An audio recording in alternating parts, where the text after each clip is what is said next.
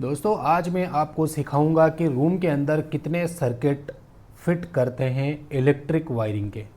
जैसे कि बहुत से इलेक्ट्रिशियन को पता नहीं होता कि कितने सर्किट रूम के अंदर लाने चाहिए, उनको मालूम नहीं होता और वो क्या करते हैं, सिर्फ दो, एक न्यूट्रल और फेज़ को इन रूम के अंदर लेके आते हैं और उसी न्यूट्रल फेज़ से एसी चला लेते हैं, गीजर, फ्रीजर और फैन, लाइट, बल्ब सब चला लेते हैं उन्हीं दो वायरों से। तो ये तरीका बिल्कुल गलत है। तो सही तरीका क्या है मैं बताता हूँ। देखो, सही तरीका ये है कि एक रूम के अंदर दो सर्किट लेके आना चाहिए, जिसमें एक सर्किट में न्यूट्रल फेज़ होता है, दूसरे सर्किट में न्यूट्रल फेज़ होता है। अब मैं आपको समझाने की कोशिश करूँगा कि भाई दो सर्किट का काम क्या होता है एक रूम के सर्किट में। मतलब एक रूम के अंदर दो सर्किट का काम ये होता है कि एक सर्किट से आपका गीज़र चलेगा और एसी चलेगा। अब एक सर्किट से इन दोनों लोड को एक साथ तो वैसे भी नहीं चलाते, क्योंकि गर्मी में आपको पता है ओबियसली एसी चलती है, सर्दी में आपको पता है ओबियसली गीज़र चलता है। ओके, तो इन दोनों के लिए एक सर्किट ही चलेगा, एक रूम के अंदर चलेगा।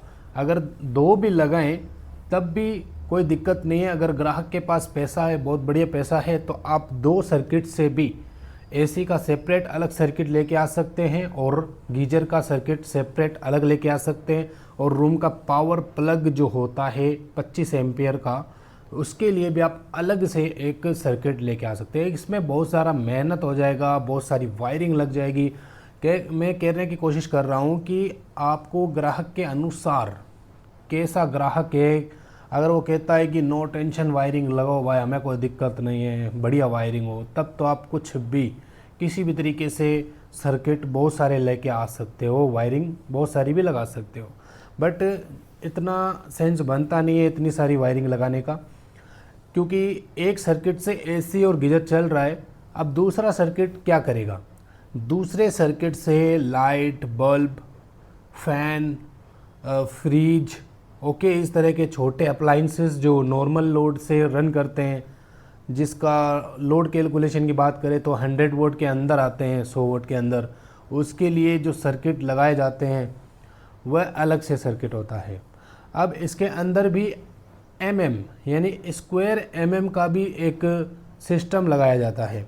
अब स्क्वायर कैसे करें भाई, स्क्वायर आता है एक तो 1.5 सर्किट में और एक 2.5 सर्किट में, एक 4 भी आता है सर्किट में, 6 भी डाल सकते हैं सर्किट में, बहुत रेयर केस में डाला जाता है।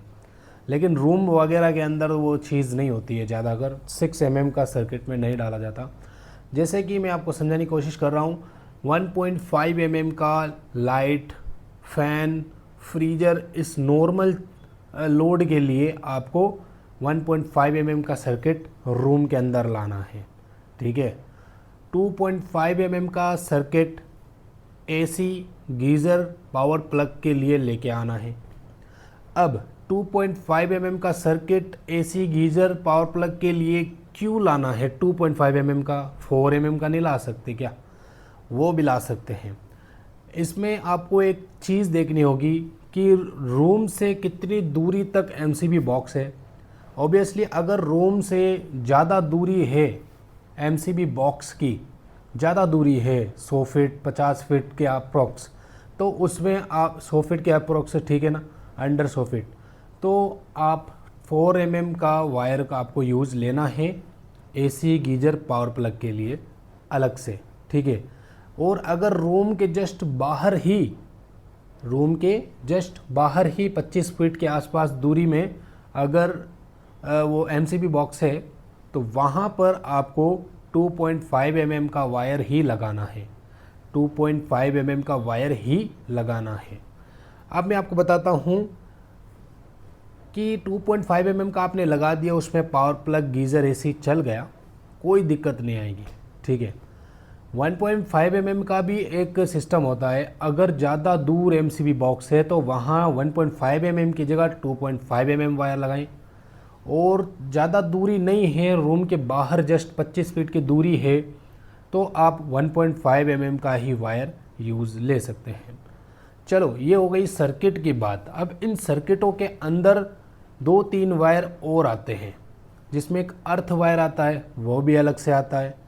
एक इन्वर्टर का वायर आता है वह भी अलग से आता है, और एक आप एक्स्ट्रा अगर आपकी इच्छा हो लाने की तो आप ला सकते हो किसी भी स्विच बोर्ड के अंदर। जैसे कि मेरा बताने का मकसद ये है कि जो एक रूम का सर्किट के अंदर वायर जो है दो 2.5 mm के होंगे, दो वायर 1.5 mm के होंगे और दो वायर 1 mm के होंगे, जो कि अर्थ और इन्वर्टर होगा। इन्वर्टर की जो वायरिंग है वह आपको चूज़ करनी पड़ेगी अपने जो घर का लोड के अनुसार, कमरे के लोड के अनुसार, कि भाई फ़ैन के अलावा भी और बहुत सारा लोड अगर चल सकता है तो 1.5 mm का इन्वर्टर का आपको सर्किट लाना है, नहीं तो अदरवाइज़ 1 mm का भी आप ला सकते हो। ओके, ये आप बात आपको समझ में आ गई। 2, 4, 5, 6 वायर सर्किट के लाने हैं, और एक अगर वायर आप लेके आओ तो आपकी इच्छा अनुसार 7 वायर लेके आ सकते हैं। बाकी 6 वायर कंपलसरी एक रूम के अंदर आएंगे, जो कि 2 wire AC geyser power plug और 2 वायर सभी लोड के लिए जो लाइट फैन वगैरह हैं, और एक वायर अर्थ के लिए, एक वायर इन्वर्टर लाइन के लिए। तो ये हो गई हमारी सर्किट लाइन की बात। अब मैं आपको एक चीज़ समझाने की कोशिश कर रहा हूँ।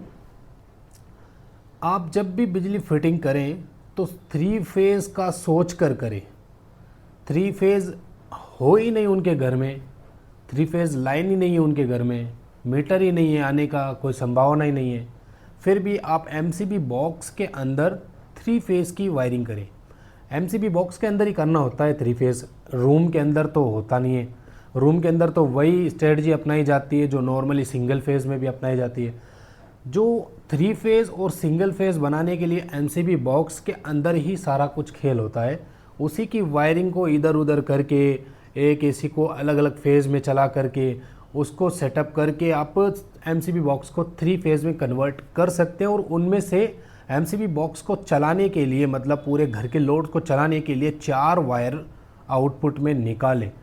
अदरवाइज़ कोई प्रॉब्लम आई एमसीबी वायरिंग में या फिर लोड की कोई प्रॉब्लम आई तो उन 3 फेज़ों में से तीनों फेज़ आप काम में, यानी कि तीनों वायर आप काम में भविष्य में ले सकते हैं, आपको कोई दिक्कत ज़्यादा नहीं होगी। तो ये चीज़ थी रूम के अंदर किस तरह से सर्किट लाइन बिछाई जाती है और कितनी लाइनें बिछाई जाती है, क्यों बिछाई जाती है, ये मेरा मकसद आपको सिखाने का था। उम्मीद है नए इलेक्ट्रिशियन को बहुत ही बढ़िया से ये चीज़ समझ में आ गई होगी। चलिए दोस्तों, नेक्स्ट वीडियो में मिलेंगे, अब तक के लिए बाय बाय।